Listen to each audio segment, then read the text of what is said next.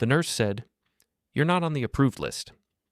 I stood there in the hospital corridor, the fluorescent lights humming overhead like they were mocking me.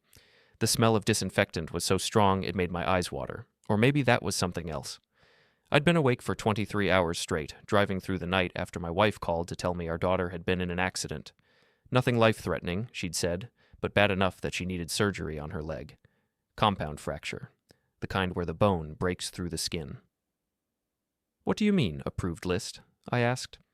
The nurse, her name tag said Jennifer, wouldn't meet my eyes. She was young, maybe mid-20s, with tired features and the kind of tension in her shoulders that told me she'd had this conversation before. Not with me, but with someone. She knew what was coming.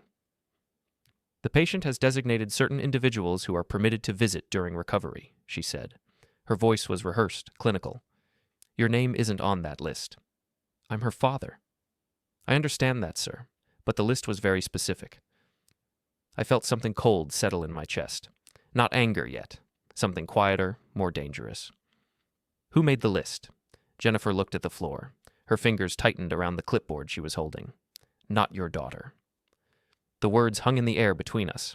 Around us, the hospital continued its routine. An orderly pushed a gurney past. Someone's phone was ringing at the nurse's station. A doctor was laughing about something down the hall. Normal sounds. A normal Tuesday morning in a normal hospital. But nothing about this was normal. "Then who?" I kept my voice level. After 30 years of teaching high school history, you learn how to stay calm when you want to flip a desk. "Who made the list if my daughter didn't?" "I can't share that information," Jennifer said. She finally looked at me and I saw something in her eyes. Not pity, something closer to warning. "I'm sorry. Hospital policy." I knew hospital policy. My wife had worked in medical administration for 15 years before she retired. I knew that patients had rights, that medical privacy was sacred, that family could be excluded if the patient requested it. But my daughter hadn't requested it. Someone else had. "Is she awake?" I asked. "Yes, but..." "Can you at least tell her I'm here? Can you ask her if she wants to see me?" Jennifer bit her lip. For a moment, I thought she might actually do it. Then her eyes shifted to something behind me, and her expression closed down like a door slamming shut. "I'm sorry," she said again. "I can't." I turned around. A man in a dark suit was standing near the elevators watching us. Not hospital security. His clothes were too expensive for that, too tailored. Private security, maybe, or something else. He wasn't doing anything overtly threatening, just standing there with his hands clasped in front of him, observing. When I met his eyes, he didn't look away. He wanted me to see him watching. I turned back to Jennifer. "How long has he been here?" "Sir, I really think you should..." "How long?" She didn't answer, didn't need to. The way she glanced at her watch, then at the man, then back at her clipboard told me everything. He'd been here since before I arrived. Maybe since last night. Someone had anticipated that I would come, had made arrangements to ensure I wouldn't get past the front desk. My phone buzzed in my pocket. A text from my wife. "Where are you? Is she okay?" I stared at the message. How was I supposed to answer that? I didn't know if my daughter was okay. I wasn't allowed to know. "Can I at least see her chart?" I asked. "Her medical status? I'm still her father. I'm still her emergency contact." "You're not listed as her emergency contact anymore," Jennifer interrupted. She looked genuinely sorry about that part. "That was changed 3 weeks ago." 3 weeks ago. I did the math automatically, the way you do when you teach for a living and time becomes just another number to track. 3 weeks ago was right after Thanksgiving. We'd all been together at my house, me, my wife, our daughter Emma, and her husband Derek. It had been tense. Most family gatherings with Derek were tense. He had a way of controlling the conversation, of steering it away from anything that might make him look bad, of turning every topic into something about him, his job, his accomplishments, his plans. But Emma had seemed fine. Tired, maybe. She'd lost weight.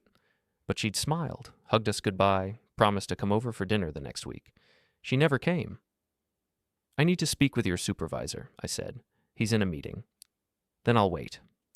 Jennifer opened her mouth to argue, then closed it. She looked at the man in the suit again. He nodded, just slightly, permission granted. "Third floor," Jennifer said quietly. "Administrative offices. Ask for Mr. Patterson." I thanked her and headed for the elevators. The man in the suit didn't follow me, but I felt his eyes on my back the whole way. When I stepped into the elevator and turned around, he was talking on his phone, still watching me. The doors closed. I was alone with the humming fluorescent light and my own reflection in the polished metal doors. I looked older than I remembered, grayer. There were lines around my eyes that hadn't been there last year, or maybe I just hadn't noticed them. You don't notice things changing when you see them every day. It's only when something breaks the pattern that you realize how much has shifted.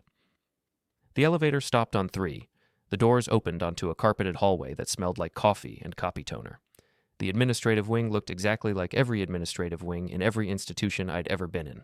Bland artwork on the walls, motivational posters about teamwork and excellence, a waiting area with chairs no one ever wanted to sit in. The receptionist was on the phone. She held up one finger in that universal gesture that meant wait, so I waited. I had time. I had nothing but time now. On the wall behind her desk was a framed photograph of the hospital's board of directors. 12 people in business suits, smiling at the camera. I scanned the faces automatically, not really looking for anything in particular. Then I stopped. Third from the left, back row. Derek's face stared out at me from the photograph. My son-in-law. The man who'd married my daughter 4 years ago in a ceremony that cost more than my first car. The man who worked in private equity, which seemed to mean he wore expensive suits and had lunch meetings and talked about optimizing things.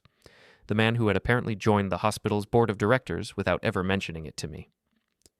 The receptionist hung up the phone. "Can I help you?" I pointed at the photograph. "When was this taken?" She followed my gesture. "Oh, that's from our annual gala, last month." "Why?" "Last month, not 3 weeks ago. Last month." "I need to see Mr. Patterson," I said. "It's about a patient, my daughter, Emma Reeves." The receptionist's expression changed. Just slightly, just for a second, but I caught it. Recognition. She'd heard the name before. "Mr. Patterson is in a meeting," she said. Her voice had gone professional, distant. "I can leave him a message. Jennifer downstairs told me to come up here. She said he could help me with a situation regarding the approved visitor list. I'll need to check his schedule. I'll wait." We looked at each other. She was younger than the receptionist at my old school, but she had the same expression I'd seen 1,000 times on faces in the main office when a parent came in angry about their kid's grade. That careful neutrality that meant she knew more than she was saying and wasn't about to share it. "Have a seat," she said finally. "I'll see what I can do." I sat. The chairs were as uncomfortable as they looked. I pulled out my phone and called my wife. She answered on the first ring. "Did you see her?" "No." Silence. Then, "What do you mean, no?" "I'm not on the approved visitor list. Neither are you, I'm guessing." "That's ridiculous. She's our daughter." It wasn't her decision. More silence. I could hear my wife breathing on the other end of the line, processing. She was better at this than me, better at staying calm, better at thinking through problems instead of just reacting to them. She'd had to be. 25 years of marriage to a man who taught angry teenagers. American history required a certain amount of emotional equilibrium. "Derek?" she asked. "He's on the hospital board. His picture is on the wall up here." "Since when?" "Since last month, apparently." I heard her moving around in what I assumed was our kitchen. The clink of a coffee mug, the sound of water running. Normal morning sounds that felt completely surreal, given the conversation we were having.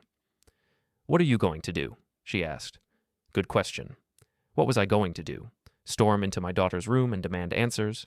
Call a lawyer? Make a scene in the hospital corridor? Or step back? Document? Think? "I'm going to talk to the administrator," I said. "Find out exactly what's going on, get copies of whatever paperwork they have. Then what?" "Then I'm going to figure out who decided I couldn't see my own daughter in the hospital." I hung up before she could respond. Not because I was angry at her, I wasn't, but because I didn't have an answer to the question she was about to ask next. The question that was already forming in my own mind, and if it was Derek. The door to the inner offices opened. A man stepped out. 50s, gray suit. The kind of face that had spent a lot of time in meetings learning how not to commit to anything. Patterson, presumably. "Mr. Reeves," he said. "I understand there's been some confusion about visitation." I stood up. "No confusion. I was told I'm not allowed to see my daughter. I'd like to know why." Patterson smiled. It didn't reach his eyes. "Why don't we discuss this in my office?" I followed him down the hallway. His office was exactly what you'd expect. Desk, computer, diplomas on the wall, a window overlooking the parking lot. He gestured to a chair. I sat. "First," Patterson said, settling into his own chair, "I want to assure you that patient safety and comfort are our top priorities here. When a patient designates specific visitors, we take that very seriously." "My daughter didn't designate anything. Someone else made that list." I'm not at liberty to discuss the specific details of... Was it Derek? I leaned forward. My son-in-law, Derek Reeves, the man whose face is on your wall downstairs. Did he make the list? Patterson's expression didn't change, but something flickered in his eyes. Confirmation without confirmation. Medical proxy decisions are complex, he said carefully. Sometimes family members make arrangements in the best interest of the patient. I'm family. Yes, and so is her husband. Her husband, who's on your board of directors. That's irrelevant, too. Is it? I kept my voice level. How does that work exactly? What kind of arrangement makes that legal?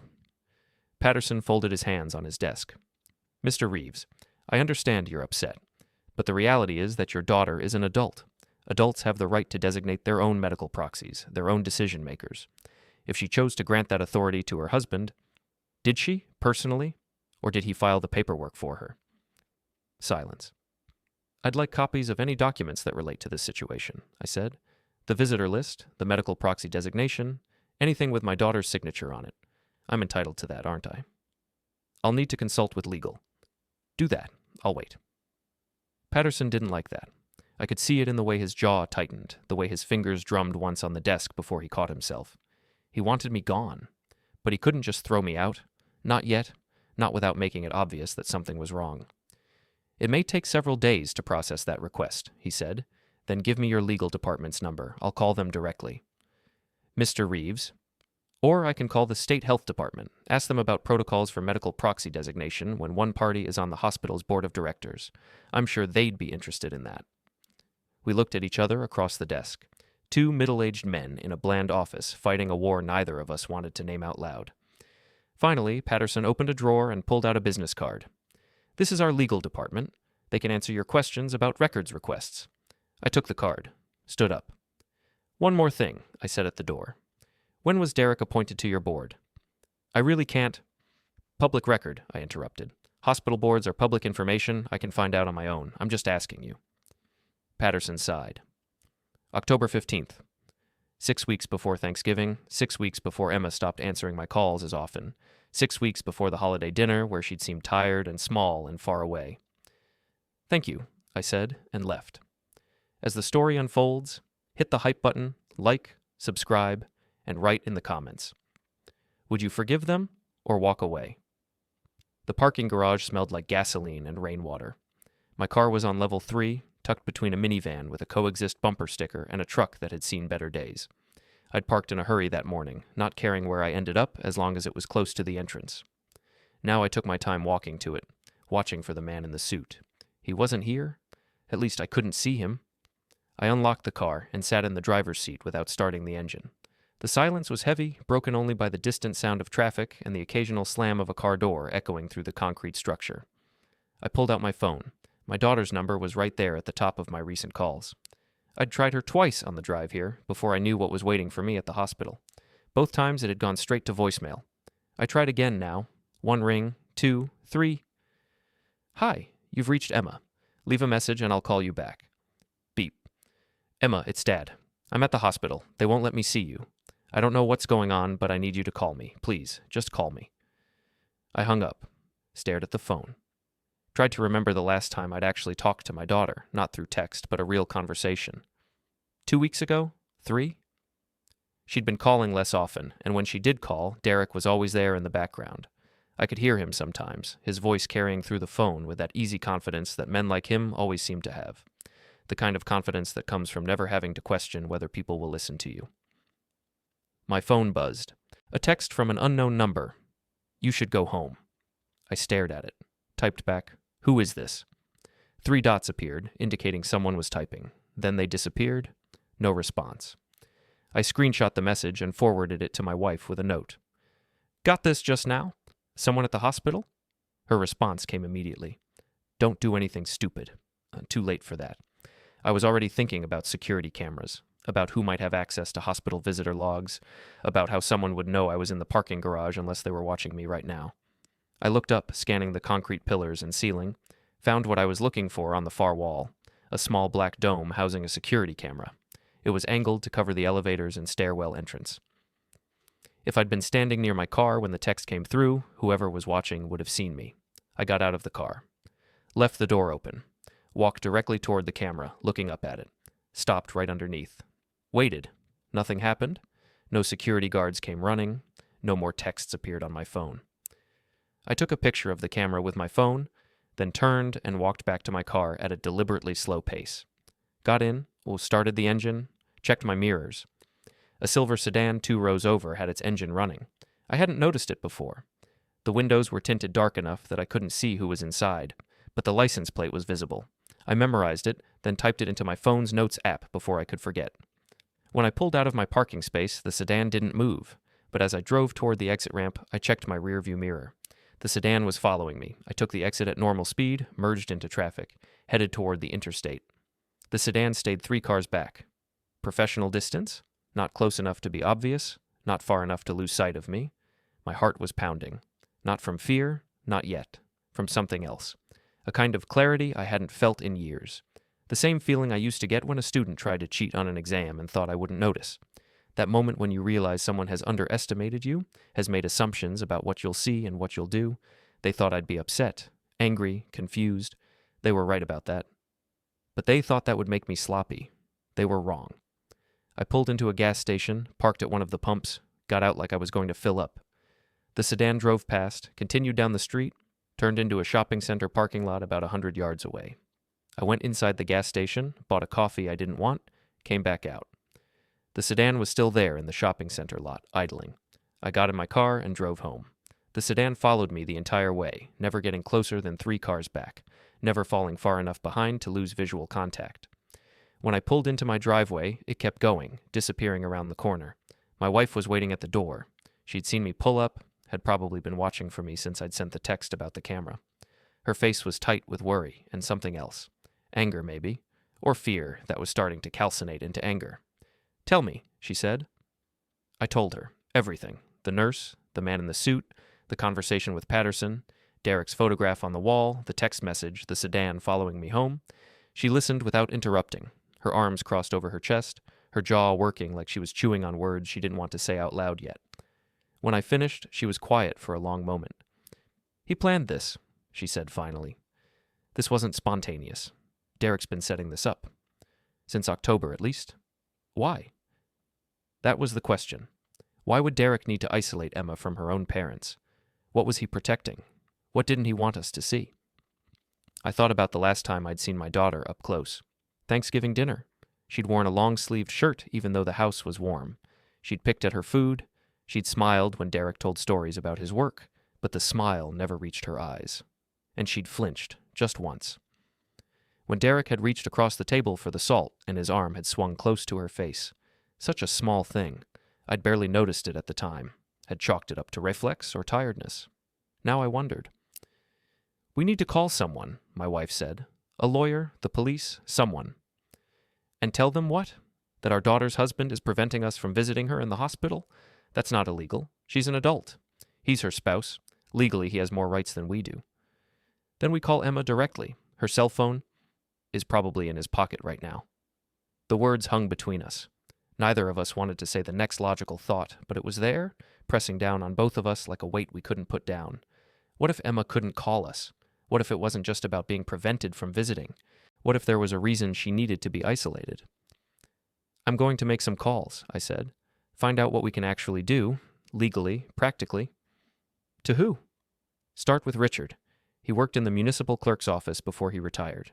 He'll know how to pull public records, at least. Richard Hoffman had taught with me for 15 years before he'd moved into administration, then into city government. We'd stayed friends after he retired, met up every few months for coffee and complaints about how the world was going to hell. He was the kind of person who knew how things worked, who understood the bureaucratic machinery that most people never thought about until they needed it.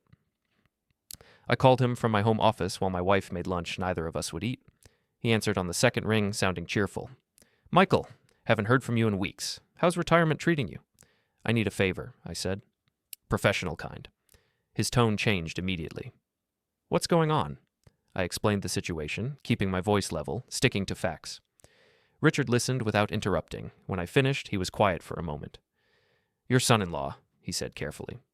"Derek Reeves. Private equity, right?" "Yeah." Michael, I don't want to alarm you, but that's not a normal name in private equity circles. I've heard it. In the news, mostly. Financial news. He's connected. Really connected. Connected how? State contracts, development deals, the kind of money that buys influence. If he's on a hospital board, that's not philanthropy, that's strategy. I felt something cold settle deeper in my chest. Strategy for what? Depends. Sometimes it's about positioning for future investments. Sometimes it's about relationships with the right people. Sometimes... He trailed off. Sometimes what? Sometimes it's about control, about being able to make things happen or not happen, about having friends in places where friends matter. Can you pull records for me? Public filings, board appointments, anything that shows when he started positioning himself? Yeah, give me a day, maybe 2. I'll see what I can find. Thanks, Richard. Michael, be careful. If this guy is what I think he is, he doesn't make moves unless he's already 3 steps ahead. We hung up. I sat at my desk, staring at the wall. On it was a photograph from Emma's high school graduation. She was smiling, holding her diploma, her arm around my shoulder. She'd been so happy that day, so full of plans and possibilities. When had that changed? When had the light in her eyes started to dim? My wife appeared in the doorway with a sandwich I wouldn't eat. What did Richard say? Derek's more connected than we thought. Richard's pulling records. She set the plate down on my desk, then sat in the chair across from me. I called Emma's phone again, straight to voicemail. He's screening her calls. Or she's still in surgery, or recovery, or... She's not in surgery. The nurse said she was awake. He's screening her calls. You don't know that. I know that someone sent me a text telling me to go home. I know someone followed me from the hospital. I know Derek has positioned himself so that he can control who sees my daughter in a medical facility. What else do I need to know? My wife looked at me with eyes that were too bright. I want to believe you're overreacting. So do I. We sat there in the silence of our home office, surrounded by books and photographs and 30 years of accumulated life. Outside, the day continued. Neighbors walked dogs, mail trucks made deliveries. The world went on like nothing was wrong. But something was wrong. I could feel it the way you feel a storm coming, that pressure change in the air that tells you to get inside before the lightning starts. My phone buzzed, a voicemail notification. I hadn't heard it ring. I played the message on speaker so my wife could hear. Emma's voice came through, thin and strained. Dad, I'm sorry about the confusion at the hospital. Derek was just trying to make things easier for everyone. I'm okay. The surgery went fine. I just need some rest right now. I'll call you when I'm feeling better. Love you. The message ended. That didn't sound like her, my wife said. It hadn't. The words were right, but the delivery was off. Too careful. Too rehearsed. Like she was reading from a script. When people stop yelling, I said quietly, it means the paperwork's already done. What? Something I used to tell my students when they'd complain about a policy change at school. When nobody's angry anymore, when everybody's being reasonable and calm, that's when you know the decision was made weeks ago, and now they're just managing the fallout. I played the message again, listened to the spaces between words, the places where Emma paused, the flat affect in her voice. There's someone in the room with her, I said. She's not alone. How do you know? Because I know my daughter, and that's not how she talks when she's alone. The charity gala was at the Riverside Hotel, one of those places that charged $300 for a plate of food you could get at a decent restaurant for $30. I'd never been to one of these events before, had never wanted to, but I bought a ticket through the hospital's website using a credit card Derek wouldn't recognize, and on Saturday night I put on the one suit I owned that still fit. My wife helped me with my tie. Her hands were shaking. If this goes wrong, she started. It won't. You don't know that. No. But I know that doing nothing is definitely wrong. She kissed me. Not the kind of kiss you give someone heading out for a pleasant evening, the kind you give someone who might not come back the same way they left. Be smart, she said. Please. The hotel parking lot was full of expensive cars. I found a spot near the back, walked toward the entrance past Mercedes and BMWs and one Tesla that probably cost more than I'd made in 2 years of teaching. Inside, the lobby was full of people in evening wear, everyone holding champagne flutes, everyone smiling those practiced smiles that wealthy people seem to develop naturally. I didn't belong here. That was obvious from the moment I walked in. My suit was 10 years old, my shoes needed polishing. I looked like exactly what I was, a retired teacher who'd spent most of his life in classrooms rather than ballrooms. But I was here, and that was what mattered. I picked up my name tag from the registration table. I'd registered under my full name, Michael Reeves, not Mike, hoping that might keep Derek from noticing, and walked into the main ballroom. The room was gorgeous in that manufactured way event spaces always were. Chandeliers, white tablecloths, centerpieces that probably cost more than I'd spent on my wedding flowers. On a stage at the far end, a screen displayed the hospital's logo and information about the surgical wing they were raising money for. Derek's donation had probably paid for that screen. I found a table near the middle of the room, sat down with people I didn't know, a couple in their 60s who introduced themselves as the Hendersons, a younger woman who worked in pharmaceutical sales, a man who said something about real estate that I immediately forgot. They made polite conversation, I made polite responses, all of us pretending this was about charity rather than social positioning. The program started. Hospital administrators took turns at the podium, talking about patient care and community service and the importance of modern medical facilities. I watched the board members sit at a table near the front. Derek was there in an expensive tuxedo, laughing at something another board member had said. Emma wasn't with him. Empty chair beside him. "Excuse me," I said to Mrs. Henderson. "Do you know the board members? I'm trying to figure out who everyone is." She looked where I was pointing. "Oh, some of them. That's Dr. Patterson. He's the hospital administrator. Next to him is Janet Morrison. She runs the foundation. The younger man in the blue tie is—" She went through the names. When she got to Derek, she paused. "That's Derek Reeves. He's new to the board this year. Very generous donor. His wife was supposed to be here tonight, but I heard she's recovering from an accident." "What kind of accident?" "I'm not sure. Something about a fall, I think." A fall. That's what Derek was telling people. Emma had fallen. I wondered how many other versions of the story existed, how many different explanations Derek had prepared depending on who asked. The speeches continued. Someone read off a list of major donors. Derek's name was near the top. $200,000. The room applauded. He stood, waved, sat back down. During the applause, I stood up, walked toward the front of the room. Not running, not making a scene, just walking, like I had somewhere to be. A security guard stepped into my path. "Sir, can I help you?" "I need to speak with Derek Reeves." "I'm afraid Mr. Reeves is at the board table. You'll need to wait until after the program. It's urgent, family matter." The guard looked uncertain, spoke into a radio. Someone responded, too quiet for me to hear. "Sir, I'm going to have to ask you to return to your seat." "I'm not doing anything wrong. I'm just walking." "Sir?" "He's fine," a voice said behind me. I turned. It was the man I'd seen at the hospital. Same suit, same professional detachment. Carter, I remembered. That's what he'd said his name was. "Mr. Reeves," Carter said. "I thought we'd discussed this." "You discussed it. I didn't agree to anything." "You were given a cease and desist letter. You were told to stay away." "I'm at a public charity event. I bought a ticket. I'm not doing anything illegal." People were starting to notice. Conversations at nearby tables were stopping, heads turning to watch. This wasn't the scene I wanted to make, but it was happening anyway. Carter leaned closer, kept his voice low. "If you approach Mr. Derek Reeves, if you cause any kind of disruption, you'll be removed from this venue and charges will be filed. Do you understand?" "I understand that you work for a man who won't let me see my daughter. I understand that he's using you to threaten me at a charity event full of witnesses. I understand that this is going to look really bad for him when people start asking questions." Carter's jaw tightened. He glanced toward the board table, then back at me. "Wait here." He walked over to Derek, bent down, whispered something. I watched Derek's expression change. The polished smile disappeared, replaced by something harder, colder. He looked directly at me across the ballroom. I looked back, didn't wave, didn't smile, just held his gaze. Derek stood, excused himself from the table, walked toward me with Carter trailing behind him. When he reached me, he didn't say hello, didn't acknowledge our relationship at all, just spoke in a voice low enough that only I could hear. "You need to leave." "I need to see Emma." "That's not going to happen." "Why not?" "What are you so afraid I'll see?" "I'm not afraid of anything. Emma is recovering. She needs rest. Your presence is disruptive and unwelcome." "According to who? You? Or her?" "According to her doctors. According to hospital policy. According to the legal documents she signed giving me authority to make these decisions."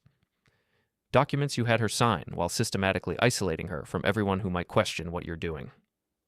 Derek's expression didn't change. "I don't know what conspiracy you've constructed in your head, but it's pathetic. Emma is my wife. I'm protecting her. If you can't respect that, then you're the problem here. Let me talk to her, 5 minutes, face to face. No you, no Carter, no lawyers." Just me and my daughter. If she tells me herself that she doesn't want to see me, I'll leave. No. Why? Because she doesn't need the stress. Because your obsessive behavior is exactly the kind of thing her doctors warned could complicate her recovery. Because I said no. Around us, more people were watching now. The program on stage had paused. Hospital administrators were conferring, looking in our direction. Ladies and gentlemen, I said, raising my voice just enough to carry, I apologize for the disruption. I'm just trying to visit my daughter in the hospital. Emma Reeves. She's recovering from surgery, and her husband won't let me see her. I thought maybe someone here might find that strange. Murmurs through the crowd. People glancing at each other, at Derek, at me. This wasn't how charity galas were supposed to go. This was supposed to be champagne and speeches and writing checks, not family drama in front of the board table. Derek's face had gone red. Security. Remove this man. On what grounds? I asked. I haven't threatened anyone. I haven't touched anyone. I'm just asking questions. 2 security guards approached. Not hospital security, private, like Carter. They took my arms, firmly but not violently. Sir, you need to leave, one of them said. I know, I'm leaving. But everyone here heard what I said. They heard that Derek Reeves won't let a father see his own daughter in the hospital. They heard that there are legal documents that were signed under mysterious circumstances. They heard that something is wrong here. Get him out, Derek said. They walked me toward the exit. I didn't resist, didn't need to. The damage was done. People would talk. They'd ask questions. Derek's perfect image of the generous board member, the devoted husband, the respectable businessman, it had a crack in it now. In the lobby, they let go of my arms. Don't come back, one of the guards said. Don't worry. I got what I came for. I walked out to my car, sat in the driver's seat. My hands were shaking now, adrenaline catching up with me. I'd just done something incredibly stupid or incredibly smart, and I wouldn't know which until tomorrow. My phone rang. My wife. Are you okay? She asked. Yeah, they kicked me out, but I'm fine. Did you see her? No, but I saw Derek, and I made sure everyone else saw what he's willing to do to keep me away from Emma. Mike. I know it was risky, but it worked. People were watching. People heard. This isn't just between me and Derek anymore. We talked for a few more minutes. I assured her I was safe, that I was coming home, that nothing bad had happened. Then I hung up and started driving. Halfway home, I noticed the headlights behind me. Same sedan from before, silver, staying exactly 3 cars back. They were following me again. I took a different route home, watching the mirrors. The sedan stayed with me. When I turned, they turned. When I changed lanes, they changed lanes. Professional tail, keeping perfect distance. I pulled into a gas station. The sedan drove past, turned into a parking lot across the street. Same spot as before, same pattern. I went inside the gas station, bought a coffee, came back out. The sedan was still there. I took a photograph of it, zoomed in on the license plate. Same one I'd memorized before. Then I got in my car and drove home. The sedan followed all the way to my street, then continued past as I pulled into my driveway. Inside, my wife was waiting. I showed her the photograph. They're not even trying to hide it anymore, she said. No, they're letting me know they're watching. It's intimidation. Is it working? I thought about that. Was I intimidated? Yes. Was I scared? Yes. But was I going to stop? No, I said. It's not working. That night, I couldn't sleep again. Lay in bed thinking about Emma, about Derek, about the way everything had escalated. A week ago, I'd been a normal father living a normal life. Now I was being followed, threatened with restraining orders, getting kicked out of charity events. But I'd also learned things. I'd documented things. I'd made Derek's actions visible to people who mattered in his social circle. And I had one more move to make. At 2 a.m, I got up and went to my office, opened my email, started writing a message to every journalist and blogger I could find who covered local business and society news. Subject: Hospital board member refuses to allow father visitation rights. I kept it factual, laid out the timeline, the medical power of attorney, the property transfer, the cease and desist letter, Derek's history of elder fraud accusations, the way I'd been physically removed from a charity event for asking to see my daughter. I didn't editorialize, didn't need to. The facts spoke for themselves. At 3 a.m, I hit send on 15 emails. At 3:30, my phone rang. Unknown number. I answered. Hello? Mr. Reeves, a woman's voice. My name is Jennifer Cho. I'm a blogger who covers healthcare policy and patient rights. I just received your email. I'd like to talk to you. Now? If you're available. This is exactly the kind of story I've been looking for. I glanced at the clock. 3:30 in the morning. A journalist who was willing to call at this hour was either desperate or genuinely interested. "What do you need to know?" I asked. We talked for an hour. She asked questions, took notes, asked for documentation. I sent her copies of everything I had: the medical power of attorney, the property transfer, the cease and desist letter, screenshots of the threatening texts. "This is disturbing," she said when I finished. "Not illegal necessarily, but disturbing. The pattern is clear. Can you write about it?" "I need to verify some things first. Talk to hospital administration, see if they'll comment. But yes, I can write about it. Whether it changes anything," she trailed off. "At least people will know," I said. "At least Emma will know someone's trying to reach her." "Mr. Reeves, be careful. Men like your son-in-law don't like being exposed. They don't like losing control. If this story goes public, he's going to escalate." "Let him. I'm done being careful." After we hung up, I sat in the darkness of my office. Outside, the street was empty. No silver sedan, no watchers. Just the quiet of a suburban night. But I knew they were out there somewhere, waiting, watching, preparing for whatever came next. The blog post went live Tuesday morning. I'd been checking Jennifer Cho's site every hour since our call, refreshing the page like an addict. When it finally appeared, I read it 3 times just to make sure it said what I thought it said. The headline: "When medical authority becomes medical control, a father's fight to reach his hospitalized daughter." She'd written it carefully, framing it as a question about patient rights rather than an accusation, but the details were all there. Derek's history, the timeline of legal documents, my removal from the charity gala, the cease and desist letter, quotes from medical ethicists about when family members should be concerned about isolation tactics. At the end, she'd included a statement from the hospital. "Mercy General respects patient privacy and follows all applicable laws regarding medical decision-making and visitation rights. No denial, no confirmation, just corporate speak that meant nothing." I forwarded the link to my wife. She called immediately. "This is going to make him furious," she said. "Good. Mike, I'm past caring about making him furious. I care about Emma." Within an hour, the post had been shared 50 times on social media. By noon, it was over 300. Local parenting groups were discussing it. Healthcare advocates were commenting. Someone had started a hashtag, Prash Let Dads Visit. My phone started ringing. Other journalists, people wanting interviews, someone from a patients' rights organization asking if I needed legal help. I talked to as many of them as I could, told the story over and over, stayed calm, stayed factual, let the details speak for themselves. At 2 p.m, my phone rang. Unknown number. I answered without thinking. "You're making a mistake." Derek's voice, cold, controlled. "This isn't going to end the way you think it will. Put Emma on the phone. She doesn't want to talk to you. Then let her tell me that herself. I'm warning you, Michael. Pull back now, or you're going to regret it." "Is that a threat?" "It's advice, from someone who understands consequences better than you do." He hung up. I screenshot the call log, added it to my documentation, then I called Jennifer Cho. "He just called me," I said. "Derek, threatening me." "Did you record it?" "No, but I have the call log." "That's good. That's evidence of intimidation. Let me add it to the story." She updated the blog post within the hour, added a section about harassment and intimidation tactics. The story got shared another 200 times. My wife came home from grocery shopping to find me at my laptop, reading comments. "You need to stop reading those," she said. "Why?" "Because half of them are going to be awful. Because internet comments are never helpful. Because you're going to make yourself crazy." She was right, of course, but I couldn't stop. Needed to know what people were saying, what they were thinking. Most comments were supportive.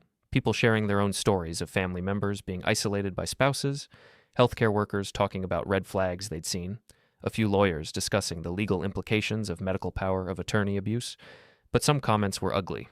People saying I was probably the problem, that if Derek was keeping me away from Emma, I must have done something to deserve it, that I was harassing a recovering patient, that I was a bitter old man who couldn't accept his daughter was an adult. Those comments ate at me, made me question myself. Was I wrong? Was I making things worse? Was I the problem? My wife found me still reading at 6 p.m, took the laptop away. "Enough," she said.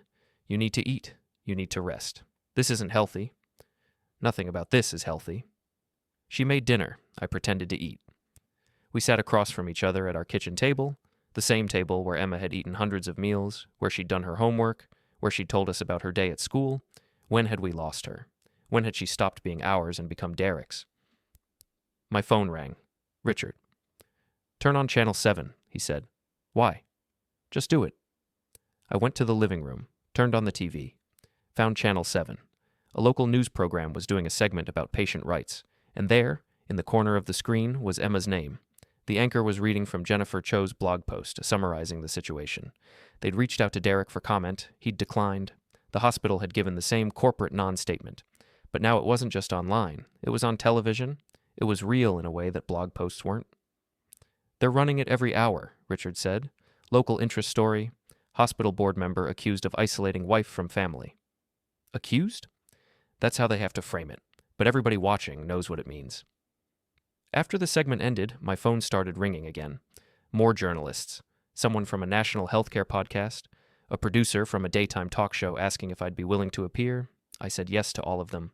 Did 3 phone interviews before midnight. Told the story until I could recite it in my sleep. And through it all, no word from Emma. No call, no text, no message of any kind. Wednesday morning, I woke up to find my phone filled with messages. Most were supportive, some were threatening. One, from an unknown number, just said, "You're going to wish you'd stopped." I forwarded it to Jennifer Cho.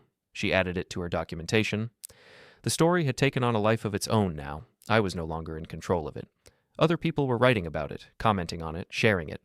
Derek's name was appearing in articles about financial impropriety and medical ethics violations.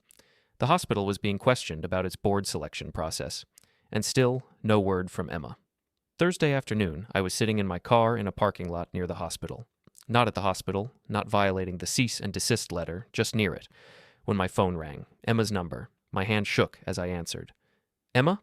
Breathing on the other end. Then, "Dad." Her voice. Quiet. Strained. But her voice.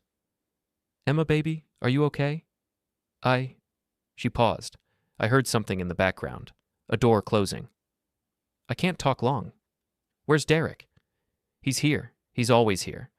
"Dad, I saw the news. I saw what you've been doing. I'm trying to help you. I'm trying to get to you." "I know." Her voice broke. "I know you are, but you can't. It's too late." "It's not too late. Emma, just tell me what's happening. Tell me what he's done." "I can't. If he finds out I called you." "I'll come get you right now. Just tell me where you are." No, you can't. He'll..." "Dad, you don't understand. He has everything. The house, the accounts, the lawyers. If I try to leave, I'll have nothing, and he'll make sure everyone knows it was my fault. I don't care about the house or the money. I care about you. I know, but I can't. I'm sorry. I just wanted you to know I'm okay, and I wanted to ask you to stop. Please, you're making it worse." "Emma, I have to go. I love you." The call ended. I sat in my car staring at my phone, replaying every word, the fear in her voice, the resignation, the way she'd said, "It's too late." It wasn't too late. It couldn't be. I called the number back immediately. It went straight to voicemail. I tried again, same result. He'd taken her phone away, or she'd managed to call me in a brief moment when he wasn't watching, and now it was over. But I'd heard her. I'd heard the truth in her voice. She was trapped. She knew it, and she thought there was no way out. I started the car, drove home. My wife met me at the door. She took one look at my face and knew. "What happened?"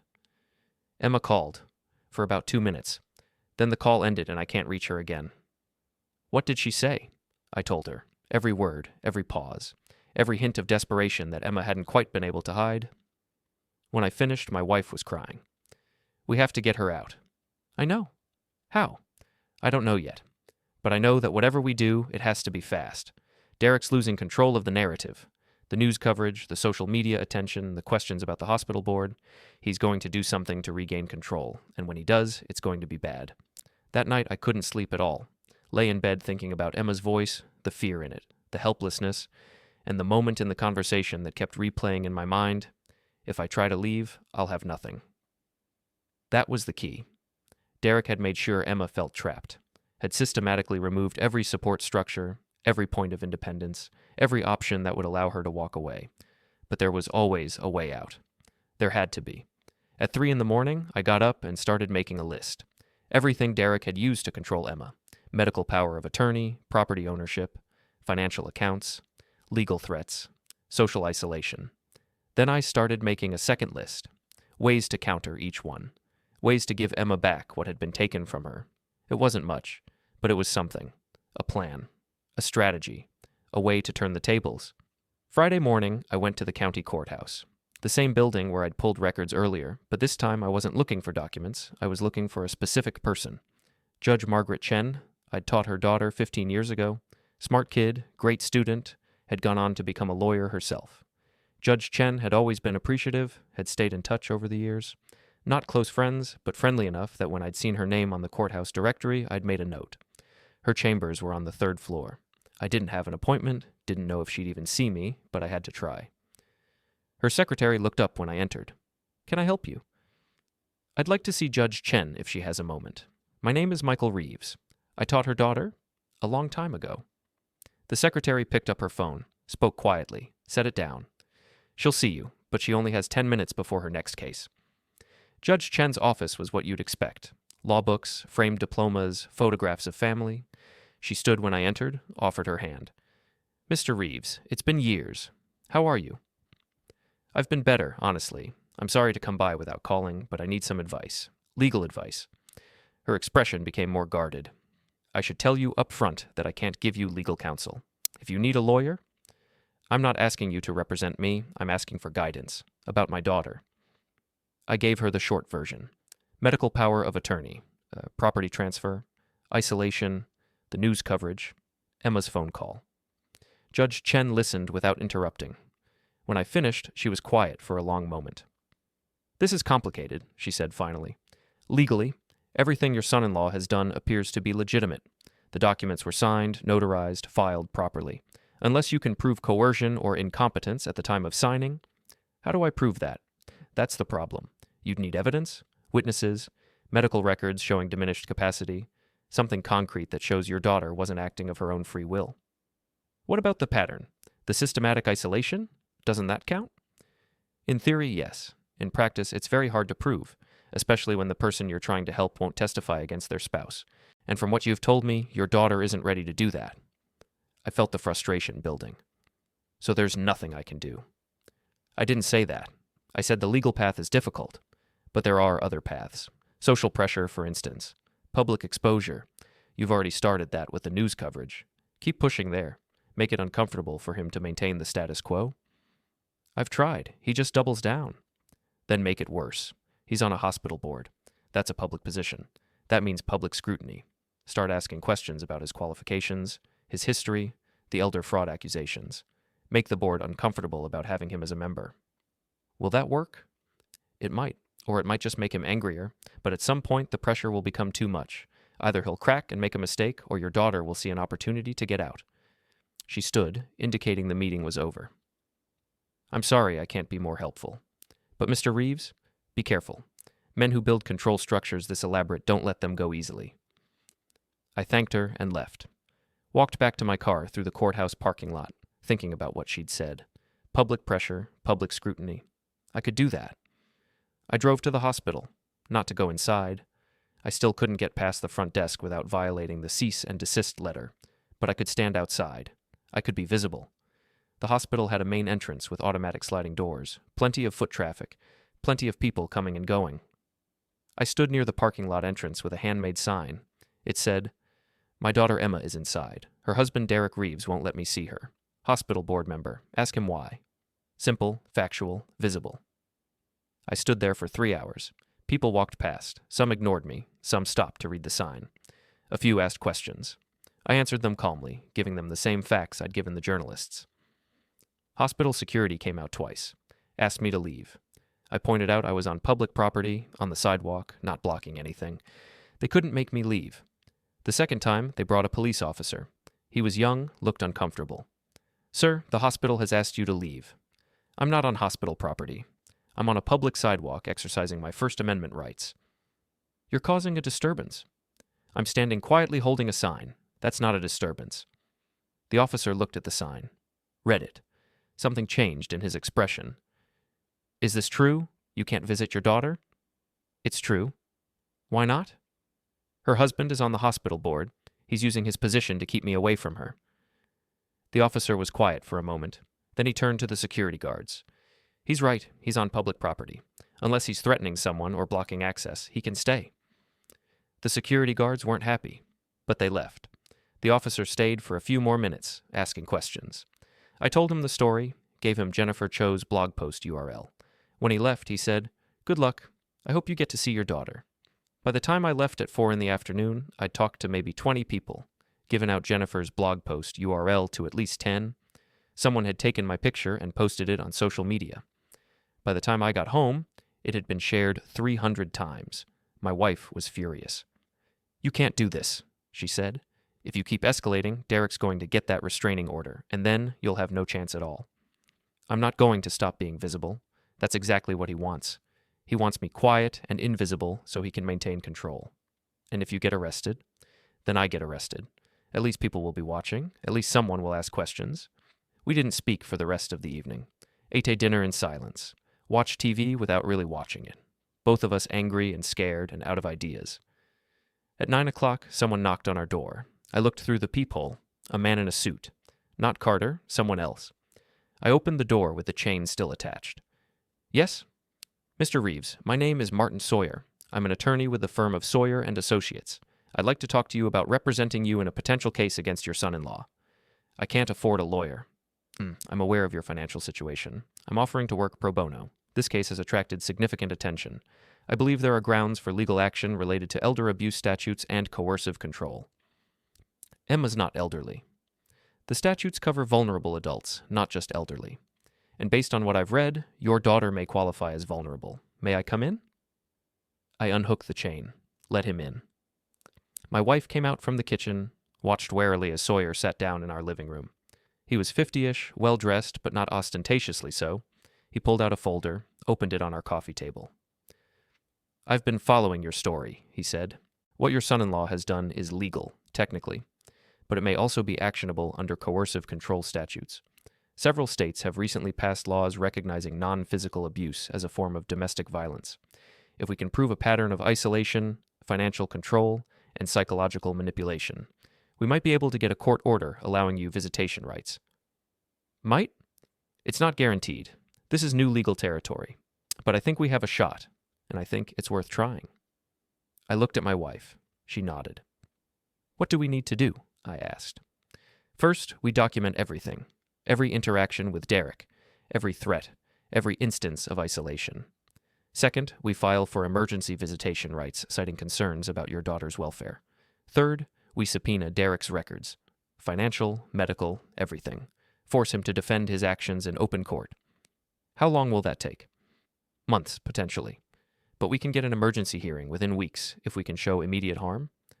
There is immediate harm. Emma called me yesterday. She was terrified. Did you record the call? No. Unfortunate, but we can use it anyway. Your testimony about the call, the fact that it was immediately cut off, that she expressed fear. It's not perfect, but it's something. Sawyer stayed for another hour. We went through everything. He took notes, asked questions, made lists. By the time he left, I felt something I hadn't felt in days. Hope, not much, but some. Saturday morning, Sawyer filed an emergency petition with the court, requesting immediate visitation rights for me and my wife based on concerns about Emma's welfare and evidence of coercive control by her spouse.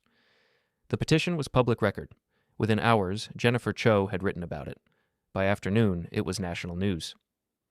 Father files emergency petition to visit hospitalized daughter after husband restricts access. The story went viral. Derek's name was everywhere. His company's website got flooded with angry comments. The hospital board issued a statement saying they were reviewing the situation. And Derek, for the first time since this started, didn't respond through lawyers or through security guards. He went on local news. I watched him on TV that evening, sitting in an armchair in what looked like a TV studio, wearing a suit, looking concerned and reasonable. "My wife is recovering from a serious accident," he said. "Her father has been unwell, mentally unwell. We've tried to handle this privately, but he's forced this into the public sphere. Emma has asked for space from her parents. I'm simply respecting her wishes." The interviewer asked, "But her father says he hasn't been able to speak to her directly." Emma has been clear about her needs. I'm her husband. I'm her medical proxy. I'm doing what's best for her. There are allegations that you've isolated her from her family. That's absurd. Emma makes her own choices. She's an adult. If she wanted to see her parents, she would. He was good. Calm, collected, reasonable. Made me sound like the crazy one. But he'd made a mistake. He'd said Emma was making her own choices, that she wanted space, that she could see us if she wanted to. That was a testable claim. After the interview ended, I called Sawyer. Did you see it? I saw it. He just gave us leverage. How? He said Emma is making her own choices. That means she has agency. That means she's competent to make decisions. Which means we can subpoena her directly, force her to testify, make her tell a judge what she wants. She's terrified of him. I know. But if we can get her in front of a judge, even for 5 minutes, even just to confirm or deny that she wants to see you, that changes everything. Because either she'll say yes and we win, or she'll say no and everyone will see the fear in her eyes and know something's wrong. When can we request that? Monday, emergency hearing. I'll push for it. Sunday passed in a blur of phone calls and news coverage and social media posts.